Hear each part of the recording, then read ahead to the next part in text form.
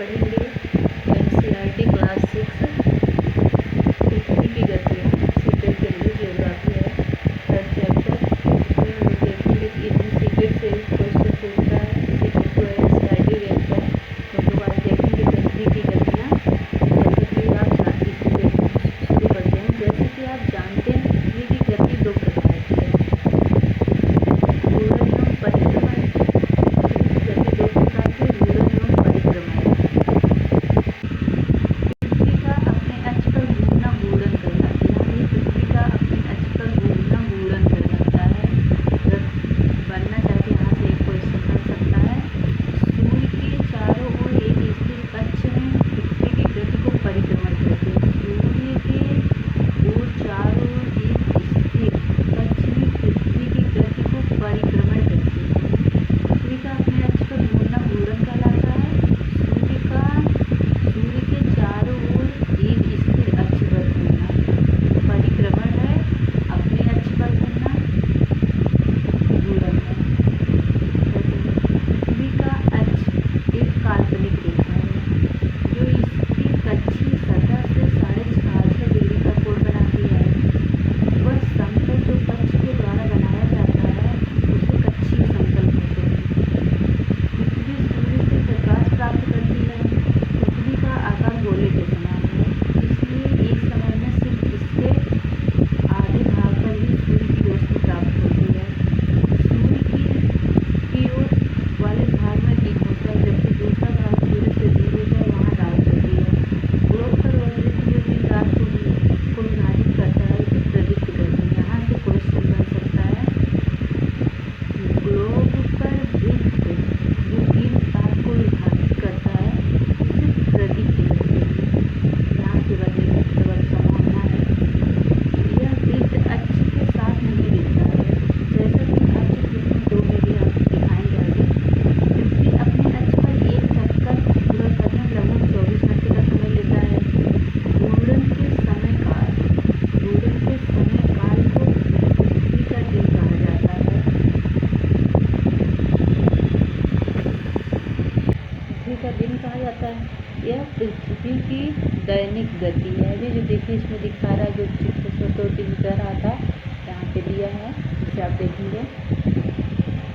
फिर आगे हम देखेंगे क्या है, अगर पृथ्वी घूर्णन नहीं करे तो क्या होगा।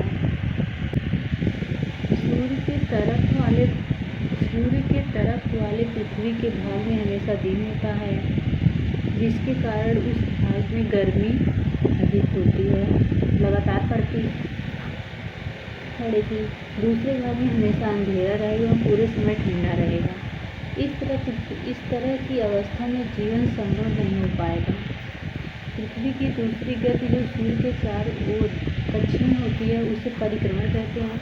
पृथ्वी की दूसरी गति जो सूर्य के चारों ओर कक्षीय होती है उसे परिक्रमण कहते हैं। पृथ्वी एक वर्ष या 365 किलोमीटर 4 दिन में सूर्य का चक्कर लगाती है। हम लोग एक वर्ष 365 दिन का मानते हैं तथा सुविधा के लिए 6 घंटे को इसमें नहीं जोड़ते हैं। 365 दिन का मानते हैं, जो हाफ बचे उसे अपनी सुविधा के लिए नहीं जोड़ते हैं। 4 वर्षों में प्रत्येक वर्ष के बचे हुए 6 घंटे मिलकर एक दिन यानी 24 घंटे के बराबर होता है। प्रत्येक वर्ष के 6 घंटे। इसके अतिरिक्त दिनों को फरवरी के महीने में जोड़ा जाता है। जो अतिरिक्त 6 घंटे हैं उसे फरवरी में जोड़ा जाता है। इस प्रकार प्रत्येक वर्ष फरवरी माह 28 के बदले 29 दिन का होता है, चौथे वर्ष, जिसे लीप ईयर कहा जाता है। ऐसा वर्ष जिसमें 366 दिन होते हैं उसे लीप ईयर कहा जाता है। पता लगाइए कि अगला लीप ईयर कब होगा। भी जैसे 2024 लीप ईयर था, अब आप लोग बताएंगे अगला लीप ईयर कब होगा। फिर है सामान्यतः एक वर्ष को गर्मी, सर्दी, बसंत एवं शरद ऋतु में बांटा जाता है। ऋतुओं में परिवर्तन सूर्य के चारों ओर पृथ्वी की स्थिति में परिवर्तन के कारण होता है। 21 जून को उत्तरी गोलार्ध सूर्य की तरफ झुका होता है। 21 जून को उत्तरी गोलार्ध में सूर्य की ओर तरफ झुका होता है। सूर्य की किरणें कर्क रेखा पर सीधी पड़ती हैं। इसके परिणाम स्वरूप इन क्षेत्रों में ऊष्मा अधिक प्राप्त होती है। ध्रुवों के पास वाले क्षेत्र में कम और ऊष्मा प्राप्त होती है, क्योंकि वहाँ सूर्य की किरणें तिरछी पड़ती हैं। उत्तर ध्रुव सूर्य की तरफ झुका होता है तथा उत्तरी ध्रुव रेखा के बाद वाले भागों पर लगभग 6 महीने लगातार दिन रहता है। क्योंकि उत्तरी गोलार्ध के बहुत बड़े भाग में सूर्य की रोशनी प्राप्त होती है, इसलिए विषुववृत्त के उत्तरी भाग में गर्मी का मौसम होता है। उत्तरी भाग में विषुववृत्त के गर्मी का मौसम होता है। 21 जून को इन क्षेत्रों में सबसे लंबा दिन होता है। 21 जून को इन क्षेत्रों में सबसे लंबा दिन तथा सबसे छोटी रात होती है 21 जून को। पृथ्वी की इस अवस्था को उत्तर अयनांत कहते हैं। यहाँ से क्वेश्चन बन सकता है आपका। 22 दिसंबर को दक्षिणी ध्रुव के सूर्य की ओर झुके होने के कारण मकर रेखा पर सूर्य की किरणें सीधी पड़ती हैं। चूँकि सूर्य की किरणें मकर रेखा पर लंबवत पड़ती, इसलिए दक्षिणी गोलार्ध के बहुत बड़े भाग में प्रकाश प्राप्त होता है। इसलिए दक्षिणी गोलार्ध में लंबे दिन तथा छोटी रात वाली ग्रीष्म ऋतु होती है। इसके ठीक विपरीत स्थिति उत्तरी गोलार्ध में होती है। पृथ्वी की इस अवस्था को दक्षिणी अयनांत कहते हैं। यहाँ से भी क्वेश्चन पूछ सकता है। अयनांत कहते हैं। फिर 21 मार्च एवं 23 सितंबर को सूर्य की किरणें विषुववृत्त पर सीधी पड़ती हैं। यहाँ से क्वेश्चन बनने की संभावना है। इस अवस्था में कोई भी ध्रुव सूर्य की ओर नहीं झुका होता, इसलिए पूरी पृथ्वी पर रात एवं दिन बराबर होता है। इसे विषुव कहते हैं। 21 मार्च और 23 सितंबर को 23 सितंबर को उत्तरी गोलार्ध में शरद ऋतु होती है, जबकि दक्षिणी गोलार्ध में वसंत ऋतु होती है। 21 मार्च को स्थिति के विपरीत होती है। जब उत्तरी गोलार्ध में वसंत ऋतु और दक्षिणी गोलार्ध में शरद ऋतु होती है। तो आगे हम अब मानचित्र के बारे में देखेंगे। आप पिछले अध्याय में ग्लोब के बारे में अभी हम लोग देखे हैं। अगला है ग्लोब का अध्ययन की कुछ सीमाएं होती हैं। जब हम पूरी पृथ्वी पर का अध्ययन करना चाहते हैं तब ग्लोब हमारे लिए काफ़ी उपयोगी साबित होता है। लेकिन जब हम पृथ्वी की केवल एक भाग जैसे अपने देश, राज्य, जिलों, शहरों तथा गाँवों के बारे में अध्ययन करना चाहते हैं तो यह हमारे लिए उतना उपयोगी साबित नहीं होता। ऐसी स्थिति में हम मानचित्रों का उपयोग करते हैं। मानचित्र पृथ्वी की सतह या इसके एक भाग का पैमाने के माध्यम से चपटी सतह पर खींचा गया चित्र है। लेकिन एक गोलाकार सतह को पूरी तरह से चपटा करना असंभव है। मानचित्र हमारा विभिन्न ज़रूरतों को पूरा करने के ज़रूरतों के लिए आवश्यक है। कुछ मानचित्र एक छोटे क्षेत्र को एवं कुछ तथ्यों को दर्शाता है। दूसरे मानचित्र में एक बड़ी किताब की तरह तथ्य हो सकते हैं। जब बहुत से मानचित्रों को एक साथ रख दिया जाता है तब एक एटलस बन जाता है। एटलस विभिन्न प्रकारों तथा अलग अलग पैमानों से खींची गई मापों द्वारा आधारित होता है। मानचित्रों से एक ग्लोब का अक्षांश हमें ज़्यादा जानकारी प्राप्त होती है। मानचित्र विभिन्न प्रकार के होते हैं, जिनमें से कुछ नीचे वर्णित किए गए हैं। जैसे कई तरह के मानचित्र होते हैं, उसमें एक होता है भौतिक मानचित्र। भौतिक मानचित्र में क्या होता है? पृथ्वी की प्रकृति की आकृति में, जैसे पर्वत, पठारों, मैदानों, नदियों, महासागरों इत्यादि को दर्शाने वाले मानचित्र को भौतिक या उच्चावच मानचित्र कहा जाता है। ये जो भौतिक मानचित्र नदी, पर्वत, पठार, महासागर इन सब का दिया रहता है। फिर राजनीतिक मानचित्र में क्या है? इसमें राज्य, नगर, शहरों, गांव और विश्व के विभिन्न देशों और राज्यों तथा उनकी सीमाओं को दर्शाने वाले मानचित्र को राजनीतिक मानचित्र कहा जाता है। अब हम देखेंगे थीमेटिक मानचित्र।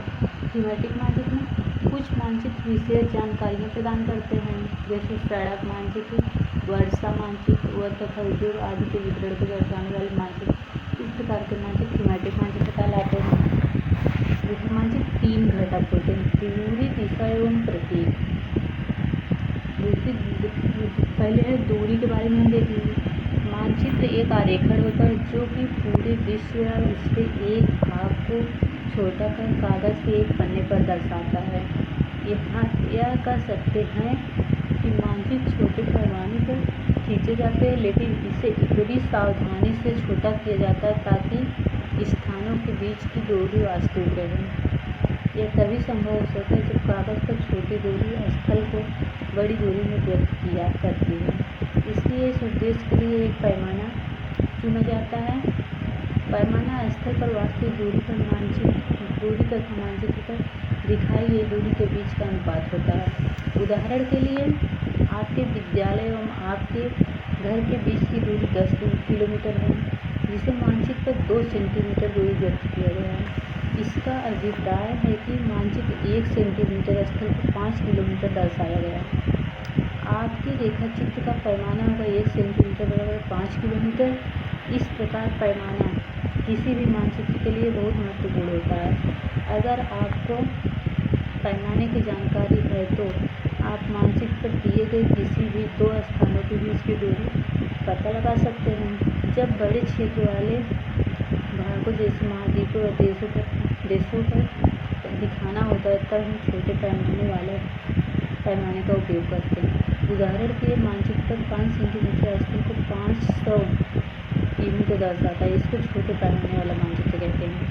जब एक छोटे क्षेत्रफल वाले भाग जैसे आपको गांव या शहर को कागज़ पर दिखाना होता है तब हम बड़े पैमाने वाले का उपयोग करते हैं।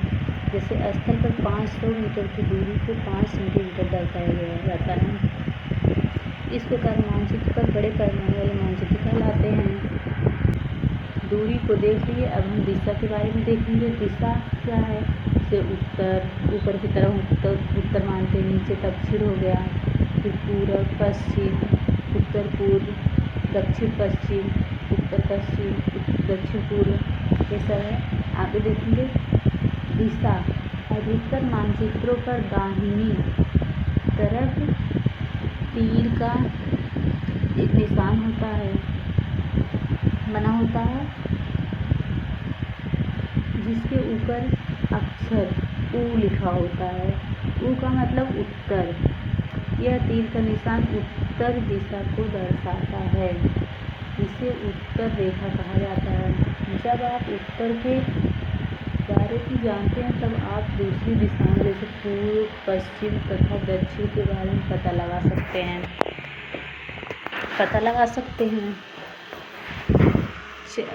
4 मुख्य दिशाएं होती हैं। 4 दिशाएं होती हैं। उत्तर पूर्व, उत्तर, दक्षिण, पूरब, पश्चिम दिखाया गया है यहाँ पे। जैसे आपको वे प्रधान दिक बिंदु कहलाते हैं। दिक सूचक ये है। बीच की 4 दिशाएं उत्तर पूर्व, उत्तर पूर्व, उत्तर पूर्व, दक्षिण पूर्व, दक्षिण पूर्व यहाँ पे है। फिर दक्षिण पश्चिम, फिर उत्तर पश्चिम। इन बीच वाले दिशाओं की मदद से किसी भी स्थान की सही स्थिति का पता लगाया जाता है। फिर आगे है, हम दिक सूचक की सहायता से किसी स्थान की दिशा का पता लगा सकते हैं। यह एक यंत्र है जिसकी सहायता से मुख्य दिशाओं का पता लगाया जाता है। इसकी चुंबकीय सुई की दिशा हमेशा उत्तर दक्षिण दिशा में होती है। फिर उसके बाद हम दूरी देख लिए। अब हम प्रतीक देखेंगे। 2 चीज़ हम देख लिए, दूरी, दिशा और प्रतीक देखेंगे। यह किसी भी मानचित्र का तीसरा घटक है। किसी भी मानचित्र पर वास्तविक आकार एवं प्रकार में विभिन्न आकृतियों जैसे भवनों, सड़कों, पुल, वृक्ष, रेल पटरियों को दिखाना संभव नहीं होता। इसलिए निश्चित अक्षरों, छायाओं, रेखाओं, चित्रों द्वारा रेखाओं का उपयोग करके दिखाए जाते हैं। एक प्रतीक कम स्थान में अधिक जानकारी प्रदान करते हैं। इन प्रतीकों के इस्तेमाल द्वारा मानचित्र को आसानी से खींचा जा सकता है तथा इसका अध्ययन करना आसान होता है। अगर आप इस क्षेत्र की भाषा को नहीं जानते तो आप किसी भी दिशाओं के बारे में नहीं पूछ सकते, तब आप इन चिन्हों की सहायता से जान पाएंगे। जैसे आप देख रहे हैं यहाँ पे दिया है और मानचित्र में भी आप देखते होंगे तो दिया रहता है बुक में, एनसीईआरटी बुक में भी आपको ऐसे मिल जाएगा, और मानचित्र में भी दिया रहता है। जैसे रेलवे लाइन के लिए इस तरह से आपको मिलेगा निशान। सड़कें पक्की या कच्ची, पक्की सड़क के लिए ये है, कच्ची सड़क के लिए ये है। सीमा, अंतर्राष्ट्रीय सीमा, राज्य और जिला। अंतर्राष्ट्रीय सीमा के लिए ये है, राज्य के लिए ये है, जिला के लिए ये है। जैसे अब नदी, कुआं, तालाब, नहर, पुल के लिए नदी, कुआं, तालाब, नहर, पुल सबका निशान अलग। मानचित्र में सारी चीज़ें दर्शाई नहीं जा सकती तो इनका सिंबल दे दिया रहता है। तो ऐसी चीज़ें जो हमें दिखती हैं तो हम वहाँ पे जान लेते हैं। फिर मंदिर, गिरजाघर, मस्जिद, छतरी। मंदिर, गिरजाघर, मस्जिद, छतरी। पोस्ट ऑफिस, पोस्ट एवं टेलीग्राफ ऑफिस, पुलिस स्टेशन, ये सब देखिए। मानचित्र पे आप देखेंगे एक किनारे दिया रहता है। इसकी पहचान हम नदियों को, जो चीज़ें हैं अलग चीज़ें हैं उनको हम ताकि आसानी से ढूंढ लें। बस्ती एवं कब्रिस्तान, ये देखिए कब्रिस्तान हो गया, ये बस्ती हो गया, ये पेड़ हो गए, ये घास हो गए, ये सब चीज़ें हमें मानचित्र में भी मिलती हैं ऐसे ही। इसके द्वारा हम मानचित्र से जानकारी प्राप्त कर सकते हैं। मानचित्रों की एक विश्वव्यापी भाषा होती है जिसे सभी आसानी से समझ सकते हैं। प्रतीकों के उपयोग के संबंध में अंतर्राष्ट्रीय सहमति है। ये रूढ़ प्रतीक भी कहे जाते हैं। चिन्ह देखें, कुछ रूढ़ प्रतीक चित्र में दर्शाए गए हैं, इनको भी रूढ़ प्रतीक भी कहते हैं। विभिन्न रंगों का उपयोग भी इसी उद्देश्य के लिए किया जाता है। उदाहरण के लिए नीले रंग का इस्तेमाल जलाशयों, भूरा रंग पर्वतों, पीला रंग पठारों, हरा रंग मैदानों को दर्शाने के लिए किया जाता है। रेखा चित्र, रेखा चित्र एक आरेखन है जो पैमाने पर आधारित न होकर याददाश्त और स्थानीय प्रक्षेपण पर आधारित होता है। कभी कभी किसी क्षेत्र के एक कच्चे आरेखन को आवश्यकता के वहाँ के स्थान को दूसरे स्थान के सापेक्ष दिखाने के लिए होती है। मान लीजिए कि आप अपने मित्र के घर जाना चाहते हैं लेकिन आपको रास्ते की जानकारी नहीं पता है। आपका मित्र आपके घर के रास्ते को बताने के लिए एक कच्चा आरेखन बना सकता है। इस प्रकार कच्चे आरेखन को बिना पैमाने की सहायता से खींचा जा सकता है तथा इसे चित्रण कहते हैं। अब देखिए खाका क्या है। एक छोटे क्षेत्र का बड़े पैमाने पर खींचा गया रेखा चित्र खाका कहा जाता है। एक बड़े पैमाने वाले मानचित्र से हमें बहुत सी जानकारियाँ प्राप्त होती हैं, लेकिन कुछ ऐसी चीज़ें होती हैं जो हम कभी कभी जानना चाहते हैं। जैसे किसी कमरे की लंबाई चौड़ाई जिसे मानचित्र में नहीं दिखाया जा सकता, उस समय हम लोग बड़े पैमाने का मानचित्र खींच सकते हैं जिसे खाका कहा जाता है। अब आगे हम देखेंगे पृथ्वी के प्रमुख परिमंडल। इसमें देखेंगे जैसा कि आप पहले अध्याय में पढ़ चुके हैं कि पृथ्वी एकमात्र ऐसा ग्रह है जहाँ जीवन संभव है। मानव यहाँ जीवित रह सकता है क्योंकि जीवन के लिए आवश्यक तत्व भूमि, जल तथा हवा पृथ्वी पर मौजूद हैं। पृथ्वी की सतह ऐसी है जिसमें पर्यावरण के 3 महत्वपूर्ण घटक आपस में मिले हैं तथा एक दूसरे को प्रभावित करते हैं। पृथ्वी का ठोस भाग जिस पर हम रहते हैं उसे भूमंडल कहा जाता है। गैस की परतें जो पृथ्वी के चारों ओर घिरती हैं उसे वायुमंडल कहा जाता है। जहाँ ऑक्सीजन, नाइट्रोजन, कार्बन डाइऑक्साइड दूसरी गैसें पाई जाती हैं, पृथ्वी के बहुत बड़े भाग पर जल पाया जाता है जिसे जलमंडल कहा जाता है। जलमंडल में जल की सभी अवस्थाएं जैसे बर्फ, जल एवं जलवाष्प। जीवमंडल एक सीमित क्षेत्र है जहाँ स्थल, जल एवं हवा एक साथ मिलते हैं, जहाँ सभी प्रकार के जीवन संभव हैं। अब हम देखेंगे भूमंडल। देखिए ये जो ऐसे अलग से हमें दिया रहता है, इसमें से क्वेश्चन सीधे जरूर रख देता है हमेशा उसका है कि जैसे अलग से की पॉइंट दिए उसमें से क्वेश्चन जरूर पूछ सकते हैं। शब्दों की उत्पत्ति देखिए, ग्रीक भाषा में लिथस का अर्थ है पत्थर, एटामस का अर्थ है वाष्प, ह्यूडर का अर्थ है जल, बायोस का अर्थ है जीवन। क्या आप इनसे और अधिक शब्द बना सकते हैं? क्वेश्चन एनसीईआरटी बच्चों को सीखने के लिए देता है। तो चलिए हम देखते हैं भूमंडल के बारे में। पृथ्वी के ठोस भाग को भूमंडल कहा जाता है। पहले तो अगर क्वेश्चन थी कि भूमंडल किसे का, पृथ्वी के ठोस भाग को भूमंडल कहा जाता है। यह भूपर्कटी की चट्टानों तथा मिट्टी की पतली परतों से बना होता है, जिसमें जीवों के लिए पोषक तत्व पाए जाते हैं। पृथ्वी की सतह को दो मुख्य भागों में बांटा जा सकता है।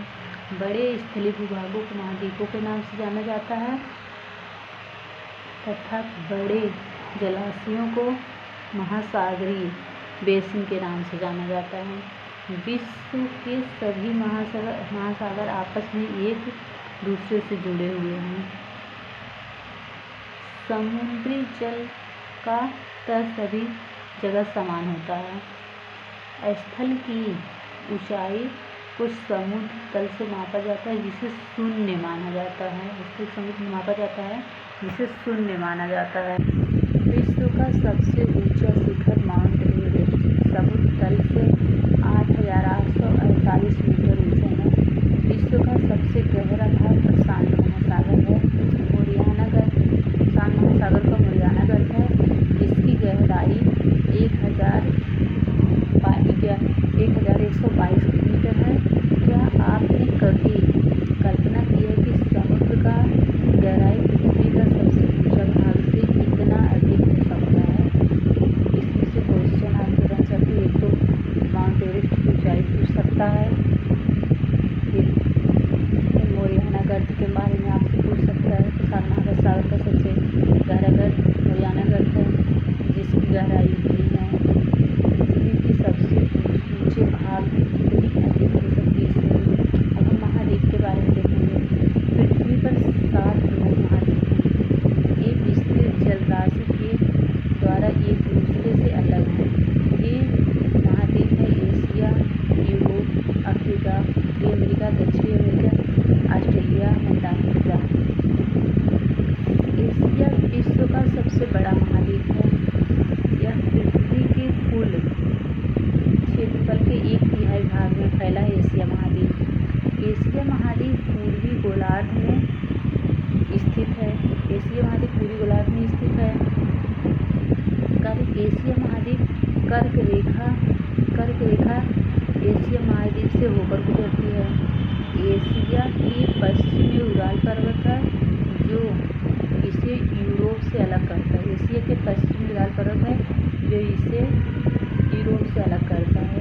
यूरोप एवं एशिया के संयुक्त भूभाग को यूरेशिया कहा जाता है। यूरोप एवं एशिया के संयुक्त भूभाग को यूरेशिया कहा जाता है। यूरोप एशिया से छोटा है। यह महाद्वीप एशिया के पश्चिम में स्थित है। आर्कटिक वृत्त इससे होकर गुजरता है।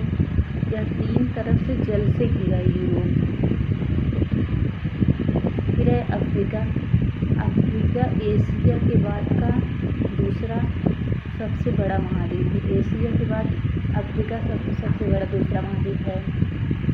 विषुवत वृत्त पर 0 डिग्री अक्षांश इस महाद्वीप के लगभग मध्य भाग से होकर गुजरती है। अफ्रीका का बहुत बड़ा भाग उत्तरी गोलार्ध में स्थित है।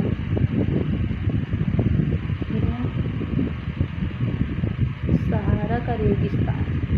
यही एक ऐसा महाद्वीप है जिससे होकर कर्क रेखा, विषुवत रेखा एवं मकर रेखा तीनों रेखाएं होकर गुजरती है। यही एक ऐसा महाद्वीप जिससे तीनों रेखाएं होकर गुजरती है। वेरी इंपॉर्टेंट है। यहाँ से सहारा का रेगिस्तान विश्व का सबसे बड़ा गर्म रेगिस्तान है, जो कि अफ्रीका में स्थित है। यह महाद्वीप चारों तरफ समुद्रों एवं महासागरों से घिरा है। ये विश्व में मानचित्र को देखिए। आप देखेंगे कि विश्व की सबसे लंबी नदी नील नदी अफ्रीका से होकर गुजरती है। अफ्रीका का मानचित्र देखिए तो बताइए, कर्क रेखा, मकर रेखा एवं विषुवत रेखा इनके 3 भागों से होकर गुजरती है। उत्तरी अमेरिका विश्व का तीसरा बड़ा महाद्वीप है। यह दक्षिण अमेरिका से एक सकरे स्थल से जुड़ा है, जिसे पनामा जल संधि कहते हैं। अब इससे हम आगे देखें, जहाँ पे अभी कुछ देर पहले हम बताते इसमें से क्वेश्चन जरूर पूछता है। तो देखेंगे क्या है। न्यूजीलैंड के एडमंड हिलेरी तथा भारत के तेनजिंग नार्गे शेरपा 29 मई 1953 को पृथ्वी की सबसे ऊंचे शिखर माउंट एवरेस्ट पर चढ़ने वाले पहले व्यक्ति थे। न्यूजीलैंड के एडमंड हिलेरी एवं भारत के तेनजिंग नार्गे शेरपा 29 मई 1953 को। जापान की जुनको ताबोई विश्व की पहली महिला थी जिसने 16 मई 1975 को एवरेस्ट पर कदम रखा। बछेंद्री पाल भारत की सबसे पहली महिला है जिसने 23 मई 1984 को एवरेस्ट पर कदम रखा। इसमें से याद रखिएगा आप लोग। यह महाद्वीप पूरी तरह से उत्तरी एवं पश्चिमी गोलार्ध में स्थित है। यह महाद्वीप 3 महासागरों से घिरा है।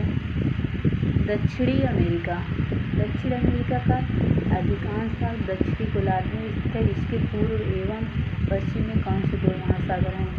विश्व की सबसे लंबी पर्वत श्रृंखला एंडीज इसके उत्तर एवं से दक्षिण की ओर फैली है। दक्षिण अमेरिका में विश्व की सबसे बड़ी नदी अमेजन नदी है। ऑस्ट्रेलिया विश्व का सबसे छोटा महाद्वीप है जो कि पूरी तरह से दक्षिण गोलार्ध में स्थित है। यह चारों तरफ से महासागरों तथा समुद्र से घिरा है, जिसे द्वीपीय महाद्वीप कहते हैं। ऑस्ट्रेलिया महाद्वीप को द्वीपीय महाद्वीप कहते हैं। यहाँ से क्वेश्चन पूछ सकते हैं किस महाद्वीप को द्वीपीय महाद्वीप कहते हैं, तो ऑस्ट्रेलिया महाद्वीप को। अंटार्कटिका एक बहुत बड़ा महाद्वीप है जो कि दक्षिणी गोलार्ध में स्थित है। दक्षिण गोलार्ध इस महाद्वीप के मध्य में स्थित है, चूंकि यह दक्षिणी ध्रुव क्षेत्र में स्थित है, इसलिए यह हमेशा मोटी परतों से ढका रहता है। यहाँ किसी भी प्रकार का स्थायी मानव निवास नहीं करता। बहुत से देशों के शोधक यहाँ स्थित हैं। भारत के 3 शोध संस्थान यहाँ हैं, जिनके नाम है मैत्री तथा भारती। जलमंडल पृथ्वी को नीला ग्रह कहा जाता है। क्वेश्चन पूछ सकता है। पृथ्वी का 71% भाग जल तथा 29% भाग स्थल है। जलमंडल में जल के सभी रूप उपस्थित हैं। इसमें महासागर एवं नदियाँ, झीलें, नदियाँ, भूमिगत जल तथा वायुमंडल की जलवाष्प सम्मिलित हैं। पृथ्वी पर पाए जाने वाले जल का 97% से अधिक भाग महासागरों में पाया जाता है एवं वह इतना अधिक खारा होता है कि मानव के उपयोग में नहीं आ सकता है। शेष जल का बहुत बड़ा भाग बर्फ की परतों नदियों तथा भूमिगत जल के रूप में पाया जाता है। जल का बहुत कम भाग अलवण जल के रूप में पाया जाता है जो मनुष्य के इस्तेमाल में आता है। यही कारण है कि नीले ग्रह में रहने के बावजूद हम पानी की कमी महसूस करते हैं। आगे हम देखेंगे महासागर जलमंडल के मुख्य भाग हैं। ये आपस में एक दूसरे से जुड़े हुए हैं। महासागर जो हैं आपस में एक दूसरे से जुड़े हुए हैं। महासागरीय जल हमेशा गतिशील रहता है। तरंगे, ज्वार भाटा तथा महासागरीय धाराएं महासागरीय जल की 3 मुख्य गतियाँ हैं। बड़े से छोटे आकार के आधार पर क्रमशः 5 महासागर प्रमुख हैं। प्रशांत महासागर, अटलांटिक महासागर, हिंद महासागर, दक्षिण महासागर तथा आर्कटिक महासागर। फिर है हम देखेंगे आगे प्रशांत महासागर के बारे में। प्रशांत महासागर सबसे बड़ा महासागर है। यह पृथ्वी के 1/3 भाग पर फैला है। पृथ्वी का सबसे गहरा भाग मुरियाना गर्त प्रशांत महासागर में ही स्थित है। प्रशांत महासागर लघु वृत्ताकार है। एशिया, ऑस्ट्रेलिया, उत्तर दक्षिण अमेरिका इसके चारों ओर स्थित हैं तथा प्रशांत महासागर के चारों ही महाद्वीपों की स्थिति का पता लगाइए। देखिए दिया है। अटलांटिक महासागर विश्व का दूसरा सबसे बड़ा महासागर है। अटलांटिक महासागर यह अंग्रेजी के एस अक्षर के आकार का है। इसके पश्चिमी किनारे पर उत्तर एवं दक्षिण अमेरिका है तथा पूर्वी किनारे पर यूरोप एवं अफ्रीका। अटलांटिक महासागर की तट रेखा बहुत अधिक दंतुरित है। यह अनियमित एवं दंतुरित तट रेखा प्राकृतिक पोताश्रयों एवं पत्तनों के लिए आदर्श स्थिति है। व्यापार की दृष्टि से यह सबसे व्यस्त महासागर है। अटलांटिक महासागर। हिंद महासागर ही एक ऐसा महासागर है जिसका नाम किसी देश के नाम पर है, यानी भारत के नाम पर रखा गया हिंद महासागर। यह महासागर लगभग त्रिभुजाकार है। इसके उत्तर में एशिया, पश्चिम में अफ्रीका, पूर्व में ऑस्ट्रेलिया स्थित है। दक्षिणी महासागर अंटार्कटिका महाद्वीप को चारों ओर से घेरता है। यह अंटार्कटिका द्वीप से उत्तर की ओर 60 डिग्री दक्षिणी अक्षांश तक फैला हुआ है।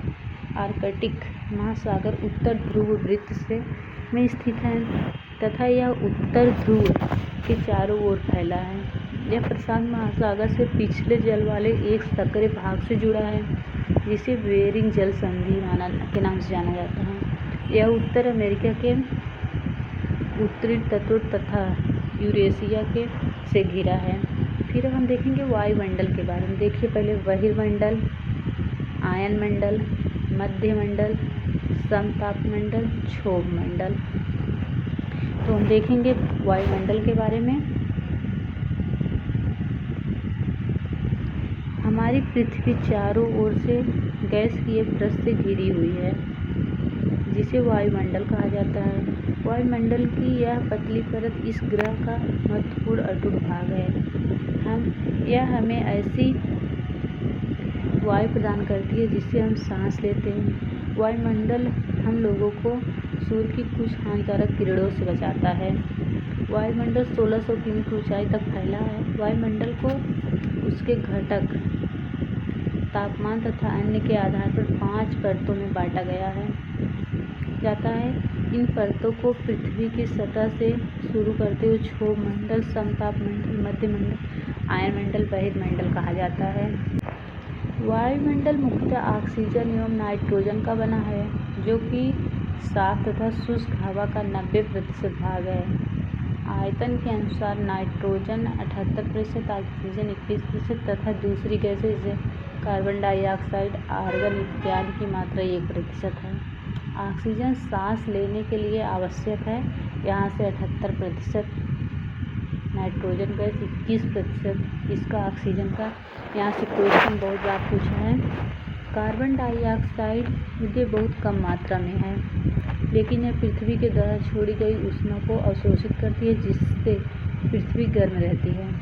यह पौधों की वृद्धि के लिए भी आवश्यक है। ऊंचाई के साथ वायुमंडल में घनत्व में भिन्नता आती है।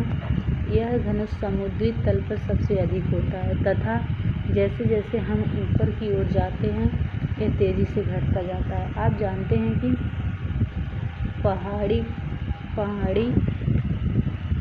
पहाड़ों पर पर्वतारोहियों को हवा के घनत्व में कमी होने पर सांस लेने में कठिनाई होती है। यहाँ जो पर्वतों पर चढ़ाई करते हैं वहाँ पे ऑक्सीजन की कमी होती है तो उन्हें सांस लेने में बहुत प्रॉब्लम होती है। ऊंचाई पर सांस लेने के लिए उन्हें अपने साथ ऑक्सीजन सिलेंडर ले जाना पड़ता है। तापमान और वहाँ पर तापमान भी घटता जाता है। वायुमंडल पृथ्वी पर दबाव डालता है। यह एक स्थान से दूसरे स्थान पर अलग अलग होता है। कुछ क्षेत्रों में अधिक दाब महसूस होता है जबकि कुछ क्षेत्रों में कम। वायु उच्च दाब से निम्न दाब की ओर बहती है। दक्षिण वायु को पवन कहा जाता है। वायुमंडल जीवमंडल है। इसके बाद जीवमंडल स्थल, जल तथा हवा के बीच एक सीमित भाग है। यह वह भाग है जहाँ जीवन मौजूद है। यहाँ जीवों की बहुत सी प्रजातियाँ हैं जो कि सूक्ष्म जीवों तथा बैक्टीरिया को लेकर बड़े स्तनधारियों के आकार में पाई जाती है। मनुष्य सहित सभी प्राणी जीवित रहने के लिए एक दूसरे जीवमंडल से जुड़े हुए हैं। जीवमंडल के प्राणियों को मिलकर 2 भागों, जंतु जगत एवं पादप जगत में व्यक्त किया जाता है। पृथ्वी के एक तीनों परिमंडल आपस में पारस्परिक क्रिया करते हैं तथा एक दूसरे को किसी न किसी रूप में प्रभावित करते हैं। उदाहरण के लिए लकड़ी तथा खेती के लिए वनों को काटा जाके ढलुआ भाग पर मिट्टी का कटाव तेजी से होने लगता है। इसी प्रकार प्राकृतिक आपदाएं जैसे भूकंप से पृथ्वी की सतह में परिवर्तन हो जाता है। हाल ही में सुनामी के कारण अंडमान एवं निकोबार द्वीप समूह का कुछ भाग पानी में डूब गया। झीलों तथा नदियों में दूषित पदार्थों को प्रवाहित होने से उनका जल मानव के इस्तेमाल में लायक नहीं रह जाता है। यह जल दूसरे जीवों को नुकसान पहुँचाता है। उद्योगों, तापीय विद्युत संयंत्रों तथा गाड़ियों का उत्सर्जित पदार्थ वायु को प्रदूषित करता है। कार्बन डाइऑक्साइड वायु का एक महत्वपूर्ण घटक है, लेकिन कार्बन डाइऑक्साइड की मात्रा में वृद्धि के कारण पृथ्वी के तापमान में वृद्धि हो रही है। इसे भूमंडलीय तापमान कहा जाता है। इसलिए भूमंडल, वायुमंडल तथा जलमंडल के बीच की प्राकृतिक संतुलन बनाए रखने के लिए पृथ्वी के संसाधनों को सीमित उपयोग की आवश्यकता होती है। अब हम देखेंगे हमारा देश भारत, जिसमें देखिए आगे प्रायद्वीपीय स्थल अवभाग जो 3 तरफ से जल से घिरे हुए, इसके बारे में अरब सागर, महासागर, खाड़ियों के बारे में हम देखेंगे। भारत एक बहुत बड़े भौगोलिक विस्तार वाला देश है। यह उत्तर में यह हिमालय के ऊंचे शिखर से घिरा है। पश्चिम में अरब सागर, पूर्व में बंगाल की खाड़ी तथा दक्षिण में हिंद महासागर भारतीय प्रायद्वीप के तटों पर लहराते हैं। भारत का क्षेत्रफल 32.8 लाख वर्ग किमी है। यहाँ से क्वेश्चन बन सकता है। उत्तर में लद्दाख से लेकर दक्षिण में कन्याकुमारी तक इसका विस्तार है 3200 किलोमीटर है तथा पूर्व में अरुणाचल प्रदेश से लेकर पश्चिम में कच्छ तक इसका विस्तार लगभग 2900 किलोमीटर है। ऊंचे ऊंचे पर्वत, भारतीय महामरुस्थल, उत्तरी मैदान, आसमान, पठारी सतह, तटीय भाग एवं द्वीप समूह स्थल रूपों की विभिन्नता को दर्शाते हैं। यहाँ जलवायु, वनस्पति, वन्यजीवों के साथ साथ भाषा एवं संस्कृति की बहुत विविधता है। इसी विविधता से हम एकता को पाते हैं, जो हमारी परंपराओं को दिखाती है। यही कारण है कि हम एक राष्ट्र में बंधे हैं। तो वर्ष 2011 में अब तक भारत की आबादी 120 करोड़ से अधिक हो चुकी है।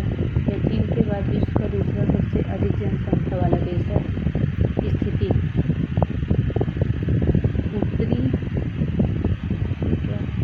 भारत उत्तरी गोलार्ध में स्थित है। कर्क रेखा 23 डिग्री 30 मिनट उत्तर देश के लगभग मध्य भाग से होकर गुजरता है। कर्क रेखा दक्षिण से उत्तर की ओर भारत की मुख्य भूमि का विस्तार 8 डिग्री 4 मिनट उत्तरी है तथा 37 डिग्री 6 मिनट उत्तरी अक्षांश के बीच है। पश्चिम से लेकर पूर्व तक भारत का विस्तार 68 डिग्री 7 मिनट पूर्व तथा 97 डिग्री 25 मिनट पूर्वी देशांतर के बीच है। अगर हम विश्व को पूर्वी और पश्चिमी गोलार्ध में बांटते हैं तो भारत की स्थिति किस गोलार्ध में होगी? बहुत बड़े देशांतरिक विस्तार लगभग 29 के कारण यहाँ के 2 छोर पर स्थित है। स्थानों के स्थानीय समय बहुत अधिक अंतर हो सकता है हो सकता था इस तरह की दूरी पर स्थित 2 स्थानों के बीच का अंतर लगभग 2 घंटे का होगा। जैसा कि आपने पहले पढ़ा है कि प्रत्येक 1 डिग्री देशांतर के लिए स्थानीय समय में 4 मिनट का अंतर होता है। पश्चिम में गुजरात की अपेक्षा पूर्व में अरुणाचल प्रदेश में सूर्योदय लगभग 2 घंटे पहले होता है। आप पहले पढ़ चुके हैं कि 82 डिग्री 30 मिनट पूर्वी देशांतर के स्थानीय समय को भारत का मानक समय माना गया। इस यामोत्तर को भारत का मानक समय भी कहा जाता है। भारत के पड़ोसी देशों के बारे में दिया है, क्योंकि यहाँ पे भारत है, नेपाल उत्तर में है, भूटान, बांग्लादेश, इधर पाकिस्तान है, अरब सागर, बंगाल की खाड़ी सब दिखाया गया है। फिर आगे हम देखेंगे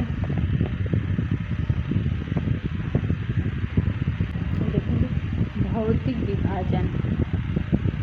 भारत में पाए जाने वाली भौतिक आकृतियाँ विभिन्न प्रकार की, जैसे पर्वत, पठार, मैदान तथा द्वीप समूह। उत्तर में बर्फ से ढका होकर हिमालय संतरी का आकार करता है। हिमगन का मतलब है बर्फ का घर। हिमालय पर्वत की 3 मुख्य समांतर भुजाओं में बांटा जाता है। सबसे उत्तर में श्रृंखला को बृहद हिमालय हिमाद्री कहा जाता है। इसी श्रृंखला में विश्व की सबसे ऊंची शिखर मध्य हिमालय हिमाद्री के दक्षिण में स्थित है। बहुत से लोकप्रिय पहाड़ी स्थान यहाँ स्थित हैं। 5 पहाड़ी स्थानों के नाम पता लगाइए। शिवालिक सबसे दक्षिण में स्थित श्रृंखला है। हिमालय के दक्षिण में भारत का उत्तरी मैदान स्थित है। ये मैदान यहाँ से कुछ पूछेगा नहीं आप लोग का, जहाँ से इम्पोर्टेंट है वहीं से देख लेते हैं।